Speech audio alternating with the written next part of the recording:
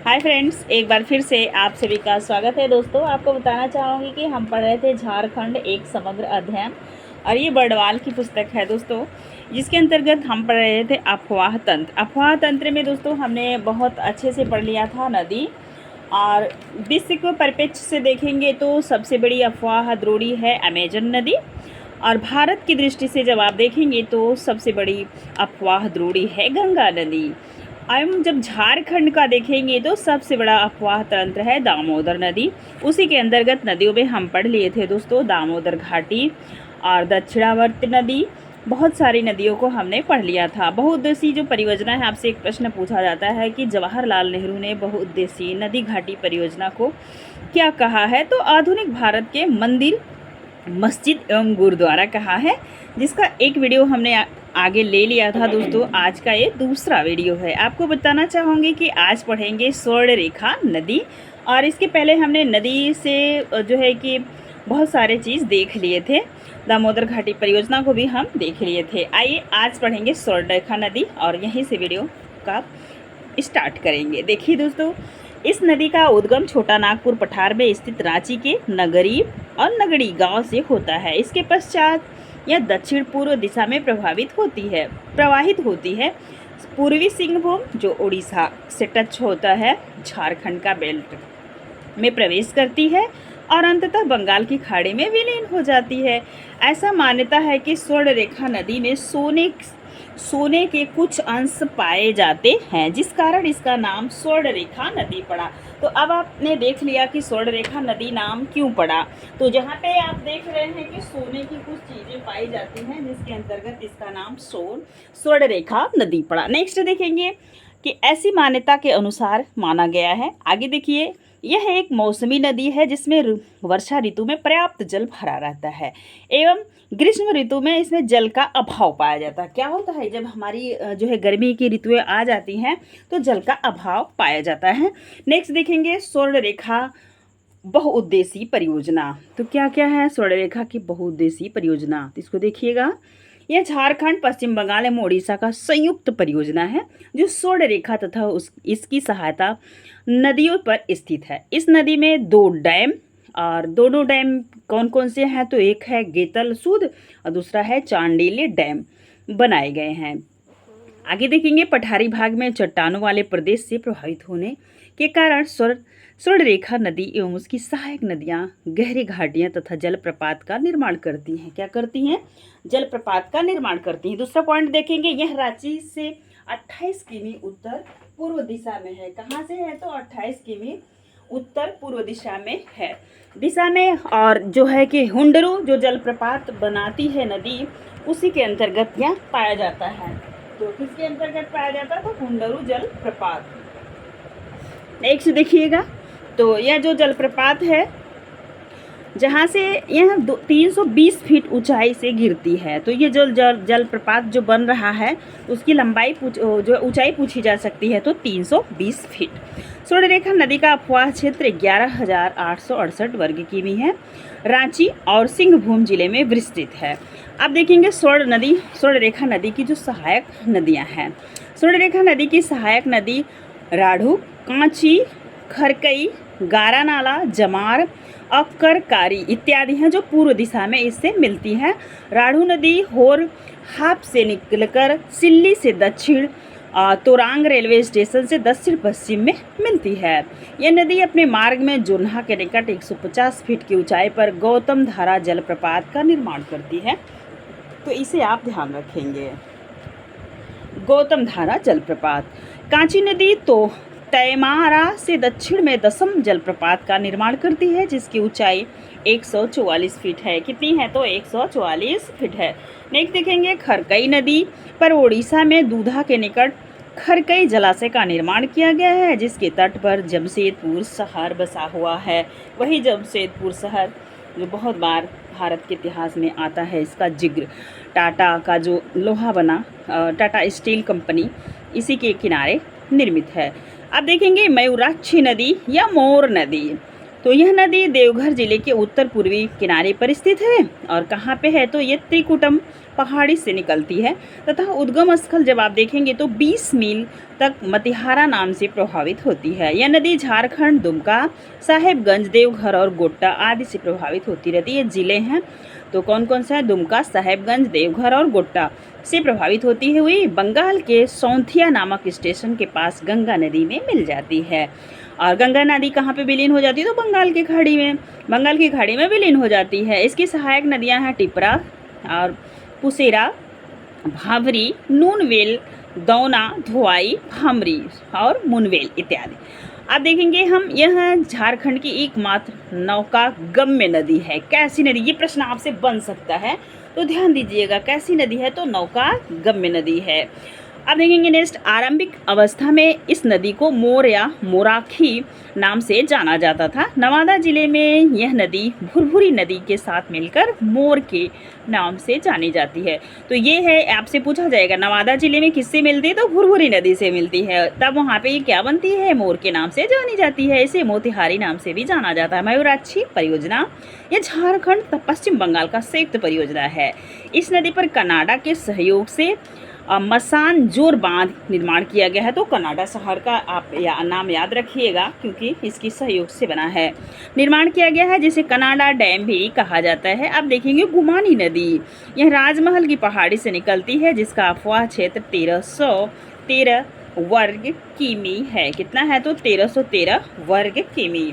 अब देखेंगे बैर हैत में इससे क्या होती है, तो बैर हैत में इससे मेरेल नदी उत्तर से आकर मिलती है, जहाँ से जमुना नदी, जहाँ से गुमानी नदी पूर्व में प्रभावित होते हुए तीव्र गति से दक्षिण दिशा की ओर मुड़ जाती है। झारखंड की सीमा को पार कर मुराराई रेलवे स्टेशन के निकट हुगली नदी से मिल जाती है। तो सब जानते हैं हम, बंगाल का शोक हुगली नदी को कहा जाता है। देखिए ध्यान दीजिए, हुगली नदी से मिल कर अंततः यह बंगाल की खाड़ी में विलीन हो जाती है। क्या होती है, तो बंगाल की खाड़ी में विलीन हो जाती है।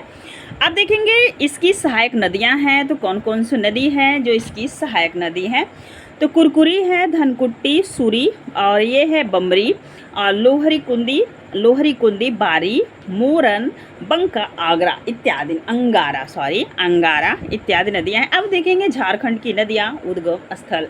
तो ये देखेंगे उत्तरी कोयल नदी रांची के पठार के मध्य से, दक्षिणी कोयल नदी छोटा नागपुर पठार के मध्य से, फाल्गु नदी छोटा नागपुर से उत्तरी भाग से। तो यहाँ पे देखेंगे उद्गम स्थल है और नदियाँ हैं। क्या क्या है, तो उद्गम स्थल और नदियाँ हैं, इसको हमें ध्यान से देखना है। अब आप देखेंगे तो उद्गम स्थल में तो ये है फल्गु नदी, छोटा नागपुर से उत्तरी भाग से निकलती है। सकरी नदी छोटा नागपुर के उत्तरी भाग से, पचाने नदी छोटा नागपुर के उत्तरी भाग से, दामोदर नदी छोटा नागपुर के पठारी भाग से, स्वर्णरेखा नदी छोटा नागपुर के पठारी भाग से, बराक नदी छोटा नागपुर क्षेत्र की उत्तरी पहाड़ी से, कर्मनाशा नदी विंध्याचल की पहाड़ी से, संजय नदी पोरहाट पहाड़ से, औरंगा नदी तो ये है सोहेड़ा दर्रे से, क्यूल नदी तो हजारीबाग के गिरिडीह से, और नेक्स्ट देखेंगे अजय नदी, तो ये है चौकाई पर्वत से, सोन नदी अमरकंटक मध्य प्रदेश से, पुनपुन नदी हजारीबाग के पठार से। अब इन्हीं सब नदियों को हम देखेंगे बारी बारी से, जिसको विस्तृत रूप में। अजय नदी, तो ये अजय नदी का उद्गम स्थल मुंगेर बिहार जिले में 300 मीटर 980 फीट ऊंचाई से पर स्थित है। चकाई पर्वत भूमि है। कहाँ से निकलती है, तो चकाई पर्वत भूमि है। नेक्स्ट देखेंगे यह नदी देवघर जिले में प्रभावित होने के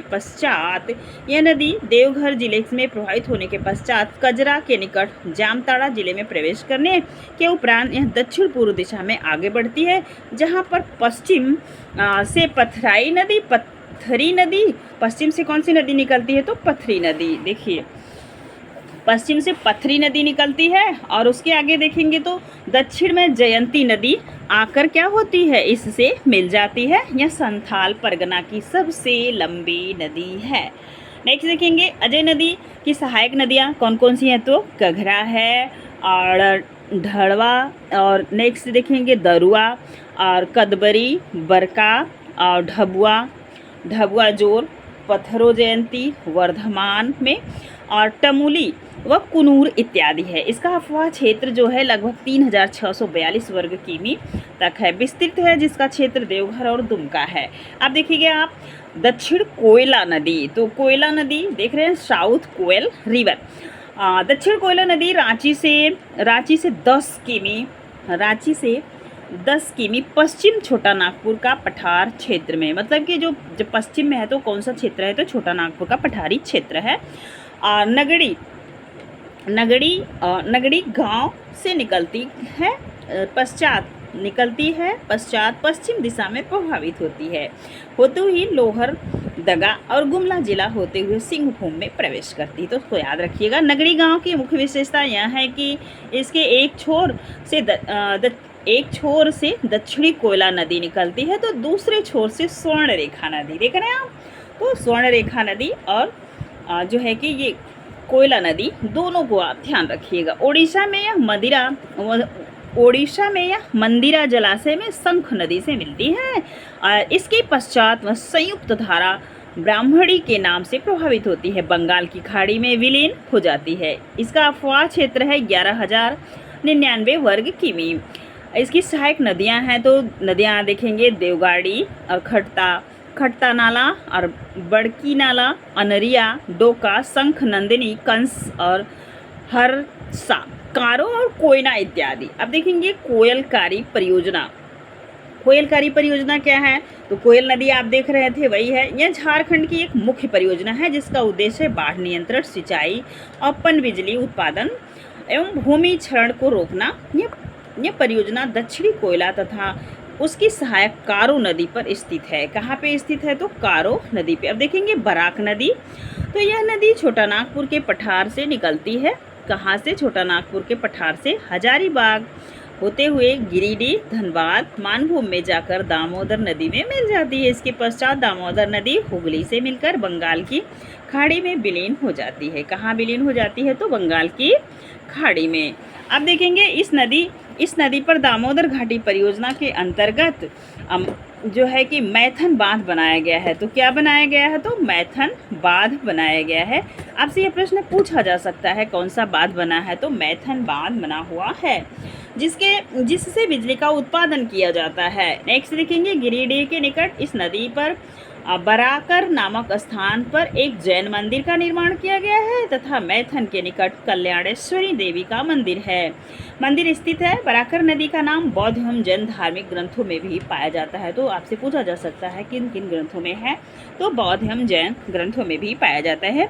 अब देखेंगे दामोदर घाटी परियोजना के अंतर्गत बराक नदी पर बांध बनाकर विशाल जलाशयों का निर्माण किया गया है, जिसे कौन सा डैम कहते हैं, तो ये तिलैया डैम एवं मैथन बांध के नाम से विख्यात है। आप देखिए बराकर नदी की सहायक नदियाँ तो सकरी, बरसाटी और खेरो, बकरा, इंगरा, उसरी, चिकरी, खुड़िया, बेड़ी इत्यादि हैं। यह नदी पश्चिम बंगाल में दुर्गापुर के पास दामोदर नदी में मिल जाती है। अब देखिएगा शंख नदी का उद्गम स्थल है पाट प्रदेश। पाट का मतलब होता है जो ऐसे एकदम समतल प्रदेश हो।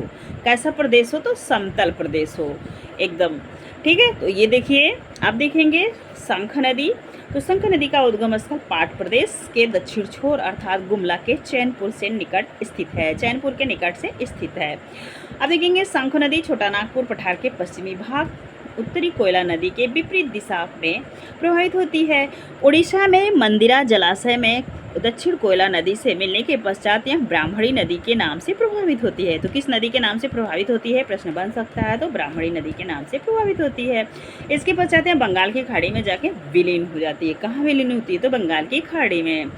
यह नदी प्रारंभ में सक्रिय गहरी खाई का निर्माण करती है और अपने मार्ग में राजा डेरा के पास सदनी घाघ 200 फीट ऊंचा नामक प्रपात का निर्माण करती है। यह झरना स्कार्प या नॉक लाइन फॉल का उदाहरण है। इसके उत्तर में गुतापी घाघ 121 फीट ऊंचा जलप्रपात स्थित है।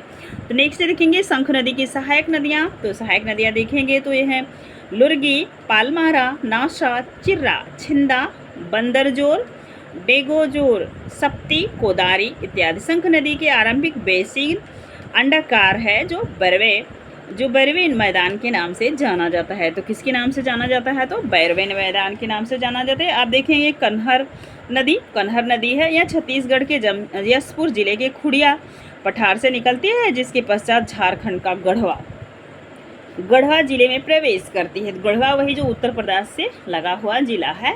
यह सोन नदी के समानांतर प्रभावित होते हुए मिर्ज़ापुर उत्तर प्रदेश में सोन नदी से मिल जाती है। वही सोन नदी जो बिहार की शोक के नाम से जानी जाती है। यह सरगुजा छत्तीसगढ़ पलामू झारखंड के मध्य 100 किमी 62 मील तक की सीमा का निर्धारण करती है। औरंगा नदी है, तो औरंगा नदी देखेंगे। यह लोहरदगा जिले के उल्लाद गांव के निकट सोहेड़ा दर्रे रांची का पठार के पास से निकलती है। इसकी सहायक नदियां हैं घाघरी, गोवा, नाला, धधारी और सुकरी इत्यादि। औरंगा नदी मनिका के दक्षिण भाग में प्रभावित होती है और लेस्लीगंज और बरवाडीह प्रखंडों की सीमा बनाती हुई उत्तरी कोयला नदी में मिल जाती है, जिसको भी पीछे आप पढ़ रहे थे। अब नेक्स्ट पढ़ेंगे अमानत नदी। तो अमानत नदी देखिएगा। अमानत नदी चतरा जिले से आरंभ होकर बालूमाथ की उत्तरी सीमा बनाती हुई पांकी प्रखंड में प्रवेश करती है। इसके पश्चात यह लेस्लीगंज पाटन की सीमा बनाते हुए करीब 100 किमी की दूरी तय करके डाल्टनगंज के उत्तर में उत्तरी कोयला नदी में मिल जाती है। तो कहाँ पे? तो डाल्टनगंज के उत्तरी कोयला नदी में मिल जाती है। इसकी प्रमुख सहायक नदियाँ हैं जिंजोई, माइला, जमुनिया और सपनी, पीरी, खैरा, चाको, सलाही, पाटन है। क्या कैसी नदियाँ हैं? तो पाटन है। इसी नदी पर छोटे छोटे बैराज बनाकर यहाँ हजारों हेक्टेयर भूमि की सिंचाई की जाती है। तो छोटे छोटे बैराज बनाते हैं और हजारों जो है कि हेक्टेयर भूमि पर सिंचाई होती। अब देखेंगे ब्राह्मणी नदी। यह नदी संथाल परगना के दुमका जिले के उत्तर में स्थित दुधवा पहाड़ी के पश्चिमी भाग से निकलती है, जो उत्तर पूर्व दिशा में प्रभावित होती हुई यह पश्चिम बंगाल में नलहाटी रेलवे स्टेशन के पास हुगली नदी में मिल जाती है। तो वही हुगली नदी जिसके किनारे कोलकाता शहर बसा हुआ है मिल जाती है। तत्पश्चात यह पश्चिमी बंगाल की खाड़ी में विलीन हो जाती है। तो कहाँ विलीन हो जाती है? तो पश्चिमी बंगाल की खाड़ी में विलीन हो जाती है। अब देखेंगे ब्राह्मणी नदी की कुछ सहायक नदियां हैं। तो ब्राह्मणी नदी की सहायक नदी में कौन पहली है? तो ये गुमरो, एरो, त्रिपिता एवं द्वारका इत्यादि नदियां क्या हैं? तो ये एक प्रमुख नदियां हैं। आप देखिएगा झारखंड की प्रमुख सहायक नदियां।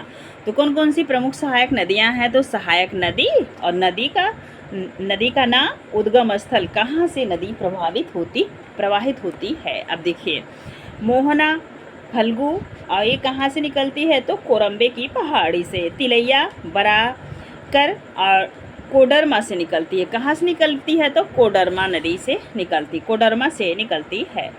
हरमू, ये स्वर्ण रेखा कहाँ से निकलती है? और नगड़ी प्रखंड से। कांची स्वर्ण रेखा तमाड़ से निकलती है। ये नदी है तजना और सहायक नदी है तजना और नदी का नाम है कारो। ये बुंडू तमाड़ से निकलती है। रोरो, जमीरा नदी है जमीरा और रो से पहाड़ी से निकलती है। बैतरणी है ब्राह्मणी, कहाँ से निकलती है? तो गोनासिका से। देव है सहायक नदी और ये नदी का नाम है कारो और कहाँ से निकलती है? कोल्हान से निकलती है। कायना और नदी का नाम कोयल है और ये कहाँ से निकलती है? तो सारंडा से। अब देखेंगे तो सहायक नदी है बासलोई और नदी का नाम है गंगा और कहाँ से निकलती है? बास पहाड़ से। अब देखेंगे टोरई नदी का नाम है किरला और आमड़ पाड़ा से निकलती है। तो कहाँ से निकलती है? आमड़ पाड़ा से। अब हम देखेंगे झारखंड के कुछ जलप्रपात, वाटरफॉल। पहाड़ों या नदियों के उच्च स्थान से निम्न स्थानों पर एकाएक गिरते हुए जल को जलप्रपात कहते हैं। क्या कहते हैं? जलप्रपात। झारखंड में पठारी क्षेत्र में अनेक जलप्रपात पाए जाते हैं, जो नदी के बहाव मार्ग में मृदु शैल के अपरदन या कठोर शैल के अवरोधन के कारण बने हुए हैं। जलप्रपातों का निर्माण उन नदियों के मार्ग में होता है जिसके तल में कठोर या मुलायम शैलों की परतें क्रमवत स्थित होती हैं। क्या होती हैं? तो स्थित होती हैं। झारखंड के छोटा नागपुर पठार की भौगोलिक स्थिति ऐसी है कि यहाँ अनेक स्थानों पर विभ्रंश घाटियाँ तथा कठोर चट्टानों में निर्मित अवशिष्ट श्रेणियाँ और पहाड़ियाँ हैं जो जलप्रपातों का जन्म देती हैं। झारखंड में कहाँ से है? तो रांची, पूर्वी रांची का पूर्वी एवं पश्चिमी सिंहभूम, हजारीबाग, गिरिडीह, पलामू इत्यादि जिलों में अनेक स्थानों पर जलप्रपात मिलते हैं। तो ठीक है, अब देखेंगे भारत का सबसे ऊंचा जलप्रपात। पूरे भारत में सबसे ऊंचा जलप्रपात कौन सा है, ध्यान दीजिएगा। अब देखिए भारत का सबसे ऊंचा जलप्रपात कौन सा है, तो कूंचिकल जलप्रपात है, और जिसकी जो है कि ऊंचाई कितनी है, तो 455 मीटर, जो बराही नदी पर कर्नाटक राज्य में स्थित है। तो राज्य कौन सा है, कर्नाटक, नदी कौन सी है, तो बराही नदी। अब देखिए विश्व का सबसे ऊंचा जलप्रपात है एंजल जलप्रपात, 979 मीटर ऊंचा है। तथा झारखंड का सबसे ऊंचा जलप्रपात पूछा जाएगा तो बूढ़ा घाघ जलप्रपात है, और जिसकी लंबाई ऊंचाई है 143 मीटर। अब देखिएंगे प्रमुख जलप्रपात, क्या देखेंगे, तो प्रमुख जलप्रपात देखेंगे। अब देखिए हाँ, ये पॉइंट वाइज देखिएगा। लातेहार जिले से महुआ टांड से 15 किमी की दूरी पर स्थित है। इसकी ऊंचाई 469 फीट है, 143 मीटर। बूढ़ाघाघ नदी पर स्थित यह जलप्रपात झारखंड का सबसे ऊंचा जलप्रपात है। कैसा है, अब देखेंगे। हुडरू जलप्रपात, यह जलप्रपात रांची जिले के अनगढ़ा प्रखंड में स्वर्णरेखा नदी पे है। कहाँ पे, स्वर्णरेखा नदी पर स्थित है। 322 फीट 98 मीटर ऊंचा है। यह झारखंड का दूसरा सबसे ऊंचा जलप्रपात है। अब देखेंगे गौतम धारा जोन्हा जलप्रपात, तो यह राढ़ू नदी पर रांची शहर से 32 किमी दक्षिण दिशा में स्थित है, जिसकी ऊंचाई 43 मीटर है। अब देखेंगे हम सदनी खाग जलप्रपात, यह गुमला जिले में शंख नदी पर स्थित जो 60 मीटर ऊंचा है, जिसका आकार सर्प के समान है। तो आकार कैसा है, सर्पीला है। हिरणी या हिरनी जलप्रपात। नेक्स्ट देखेंगे पॉइंट वाइज देखिएगा। रांची के चाईबासा सड़क मार्ग पर पश्चिमी सिंहभूम जिले में गरहा नदी पर हिरनी जलप्रपात स्थित है। यह अपनी प्राकृतिक सुंदरता के लिए विख्यात है। इसकी ऊंचाई है 37 मीटर। अब देखेंगे गौतम घाघ जलप्रपात, तो ये गौतम घाघ जलप्रपात है। तो ये है पहला पॉइंट देखिए, यह लातेहार जिले में महुआ टांड से 10 किमी दक्षिण पूर्व में स्थित है। इसकी ऊंचाई 120 फीट है। यह एक छोटी नदी पर स्थित है। तो कहाँ स्थित है, तो छोटी नदी पे स्थित है। अब देखेंगे घाघरी जलप्रपात, कौन सा जलप्रपात देखेंगे, तो घाघरी जलप्रपात। यह लातेहार जिले में नेतरहाट से 7 किमी उत्तर दिशा में घाघरी नदी पर स्थित है। इस प्रपात की ऊंचाई 140 फीट है। तो ये नेतरहाट गर्म स्थान है कि ठंडा, हमें कमेंट के माध्यम से आप बताइएगा, जिसके बारे में हम पहले बात कर चुके हैं दोस्तों। कोई प्रश्न, एक आध प्रश्न का उत्तर आप भी दिया करिए तो बिल्कुल अच्छा लगेगा। देखिए दसम जलप्रपात, ये रांची से लगभग 25 किमी दूर कांची नदी पर स्थित है। इस जलप्रपात की जलधाराएं 144 मीटर ऊंचाई से गिरने के कारण 10 भागों में विभाजित हो जाती है। तो ये 10 भागों में विभाजित होती है, इसको आप ध्यान रखिएगा। प्रवाहित होती है, इसलिए इस जलप्रपात का नाम दसम जलप्रपात पड़ा। अब देखेंगे मोतीझरा जलप्रपात। यह जलप्रपात राजमहल क्षेत्र में अजय नदी पर स्थित है, जिसकी ऊंचाई 150 फीट और 46 मीटर है। इस जलप्रपात की बूंदें मोती के समान गिरती नजर आती हैं। धारागिरी जलप्रपात, धारागिरी जलप्रपात पूर्वी सिंहभूम जिले के घाटशिला से 18 किमी की दूरी पर स्थित है। पंचघाघ जलप्रपात, ये पंचघाघ जलप्रपात है, इसको देखिएगा तो ये खूंटी से 14 किलोमीटर की दूरी पर स्थित है। 5 बहनों की कथा से जुड़ा हुआ जलप्रपात है। तो पूछा जाएगा सभी, तो ये 5 बहनों से जुड़ा हुआ जलप्रपात कौन सा है, तो पंचघाघ जलप्रपात है। वैसे 5 पंच ऐसे करके याद कीजिए। आप देखेंगे उसरी जलप्रपात, तो ये है यह जलप्रपात गिरिडीह जिले से उसरी नदी पर धनबाद में 52 किमी दूर खड़ोली पहाड़ी के ढलान पर स्थित है। इस जलप्रपात की विशेषता है कि यहाँ नदी का जल पहले कुछ ऊपर उठकर फिर नीचे गिरता है। तो इसकी विशेषता आप याद रखिएगा। नेक्स्ट देखिए रजरप्पा जलप्रपात। ये जलप्रपात रामगढ़ से 25 किमी पूर्व में स्थित है, जिसकी ऊंचाई है 12 से 15 फीट। दामोदर नदी तथा भेड़ा नदी के संगम पर स्थित है। तो भेड़ा घाट पूछा जाता है, तो ये एमपी वाला बॉर्डर है। देख लीजिए गुरशेधु जलप्रपात। यह जलप्रपात रंगटा से 15 किमी की दूरी पर तथा गढ़वा चिनिया से 10 किमी की दूरी पर स्थित है। आप देखेंगे सुखलदरी जलप्रपात। कौन सा जलप्रपात देखेंगे, तो सुखलदरी जलप्रपात। ध्यान दीजिएगा। तो यह जलप्रपात उटारी से लगभग 35 किमी दक्षिण दिशा में कन्नर नदी पर स्थित है। किस नदी पे है? तो कन्नर नदी पे। इसकी जलधारा 100 फीट की ऊंचाई से गिरती है।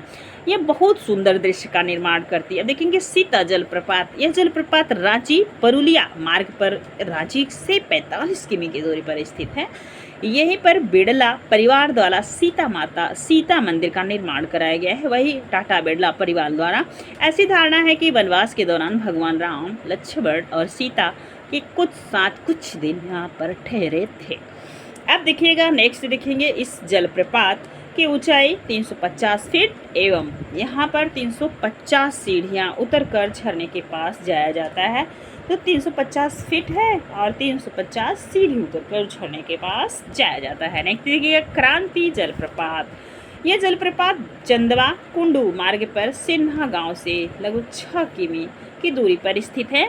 इसके निकट की हरा भरा जंगल और सुंदर हरियाली होने के कारण इस जलप्रपात पर एक पिकनिक स्पॉट बनाया गया है। तो घूमने वाला चीज़ बनाया गया है, ध्यान दीजिएगा।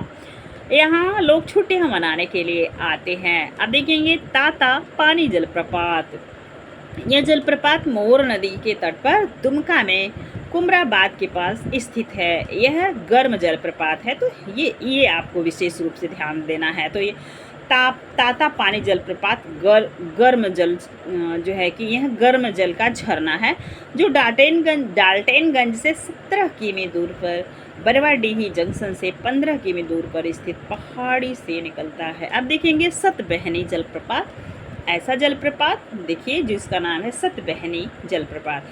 तो गढ़वा जिला मुख्यालय से 35 किमी की दूरी पर गढ़वा कांडी मार्ग, कौन सा मार्ग है? तो गढ़वा कांडी मार्ग पर यह जलप्रपात स्थित है। इसका नाम सतबहनी नदी के नाम से जाना जाता है। नेक्स्ट देखिएगा, तो नागफेनी जलप्रपात गुमला से 14 किमी दूर नागफेनी नामक स्थान पर स्थित है। यह जलप्रपात स्थानीय नदी पर स्थित है। तो कहाँ पे स्थित है? तो गुमला जो जलप्रपात है ये है नागफेनी जलप्रपात। तो कहाँ पे स्थित है? तो स्थानीय नदी पर स्थित है। आगे देखिएगा, हम देखेंगे झारखंड के प्रमुख जलप्रपात और उनके विशेष। तो क्या देखेंगे? जलप्रपात और विशेष। क्या विशेष है? मालूदा यह चतरा जिले के 8 किमी की दूरी पर स्थित है। मुनिडी खदान धनबाद के पास जंगल में स्थित है।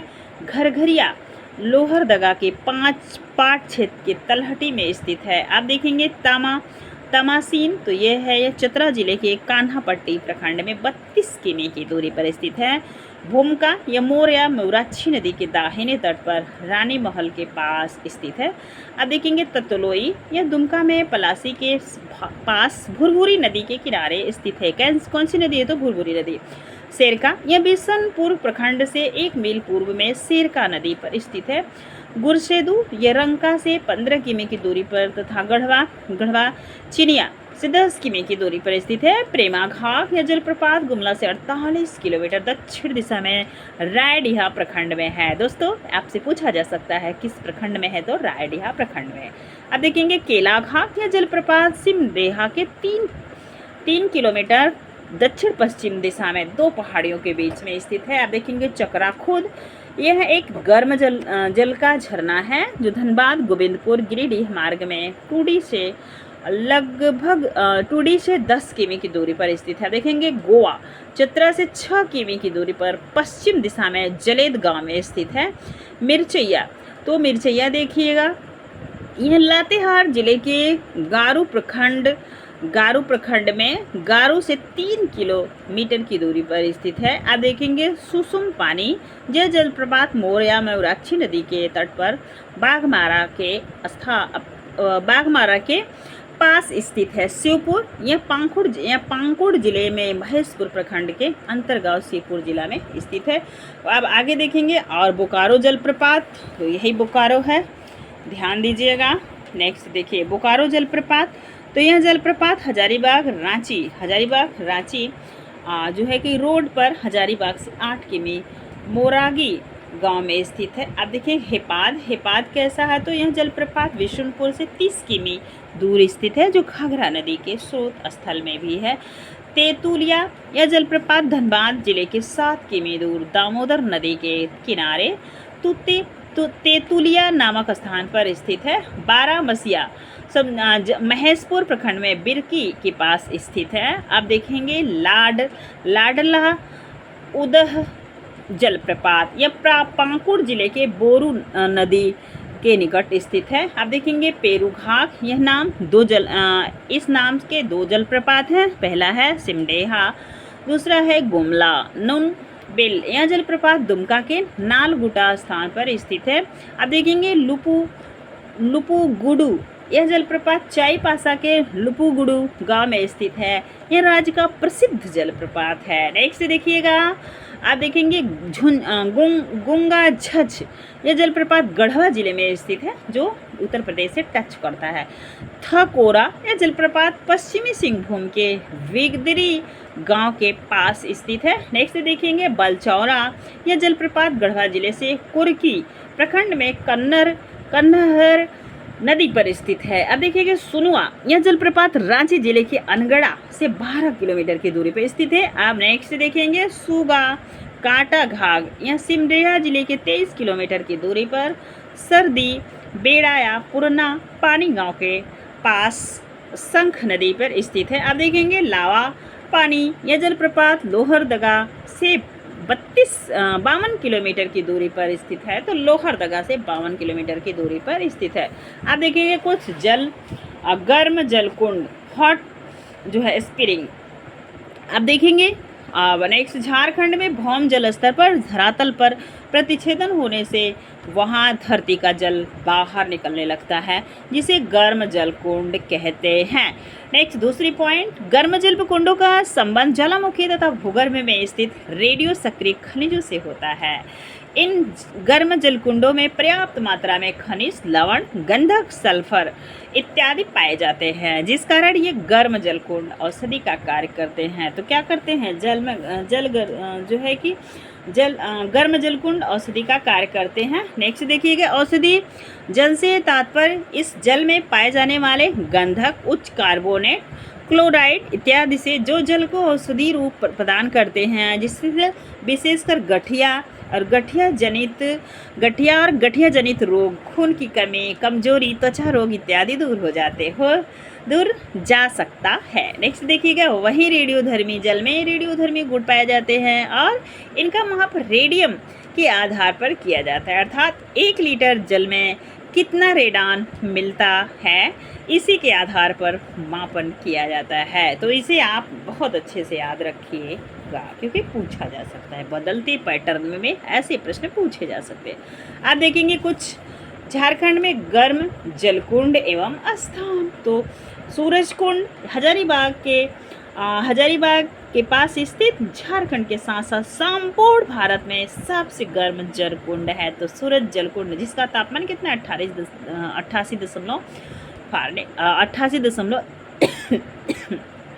ठीक है 88 सॉरी। अब देखिए तेतुलिया कौन सा जलप्रपात, तो तेतुलिया जलप्रपात। देखिए तेतुलिया जलप्रपात ध्यान दीजिएगा, यह तेतुलिया जलप्रपात यह धनबाद से 7 किमी की दूरी पर दामोदर नदी तट पर स्थित है। कहाँ पे स्थित है, तो दामोदर नदी।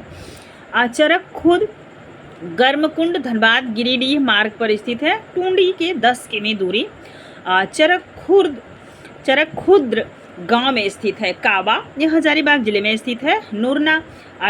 नूरनाबल यह है नालकुड़ा दुमका के पास स्थित है। अब देखेंगे झरिया पानी दुमका जिले के गोपी कांदर के पास है। अब देखेंगे हरहद यह हजारीबाग जिले में स्थित है। अब देखेंगे तटलोई या ततलोई दुमका जिले में पलासी के पास भुरभुरी नदी के तट पर स्थित है। भुरभुरी नदी पूछा जाएगा किस क्षेत्र का है, तो आप बताइएगा झारखंड का।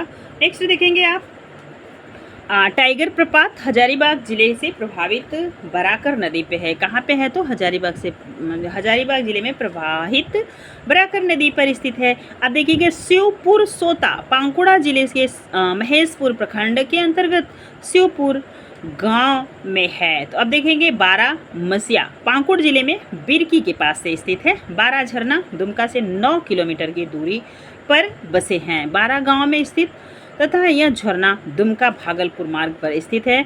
आप नेक्स्ट देखेंगे भूमका, यह रानी महल के पास मयूराक्षी नदी के तट पर स्थित है। रानी महल नहीं बहल है, दुमका सूरी मार्ग पर रानी बहल में मयूराक्षी नदी के तट पर स्थित है। आप देखिएगा लाडला उदक पाकुड़ जिले में बोरू नदी के तट पर स्थित है। आप देखेंगे हुटार देखेंगे उत्तरी कोयला नदी बेसिन के क्षेत्र में स्थित है। दुआरी चतरा जिले में स्थित है। और सुसुम पानी बाघ मारा के पास मोर नदी के तट पर स्थित है। कहाँ स्थित है? तो मोर नदी के तट पे स्थित है। ये रहा दोस्तों जलप्रपात, यहीं पे समाप्त हुआ। और कुछ क्वेश्चन दिए हैं जो मैं नेक्स्ट वीडियो में और क्वेश्चन वाले प्रश्न उत्तरी में लगाऊंगी। जो जलप्रपात और कौन सी नदियाँ कहाँ से, पंच बहनों की कथा, ये सारे जितने प्रश्न बने हुए हैं इसके हम नेक्स्ट वीडियो में लेके आएंगे। आज के लिए बस इतना ही, फिर मिलेंगे नेक्स्ट वीडियो में। दोस्तों एक चीज़ याद रखिएगा, यदि वीडियो पसंद आएगा तो लाइक कीजिएगा। अब हम पढ़ेंगे झारखंड का वन्य और वन्य जीव। तो दोस्तों वीडियो पसंद आएगा तो प्लीज़ लाइक करिएगा और चैनल को सब्सक्राइब कर लीजिए दोस्तों, क्योंकि आप सब्सक्राइबर नहीं बढ़ रहे हैं तो वीडियो बनाने में थोड़ा प्रॉब्लम हो रहा है दोस्तों। आज के लिए बस इतना ही, धन्यवाद।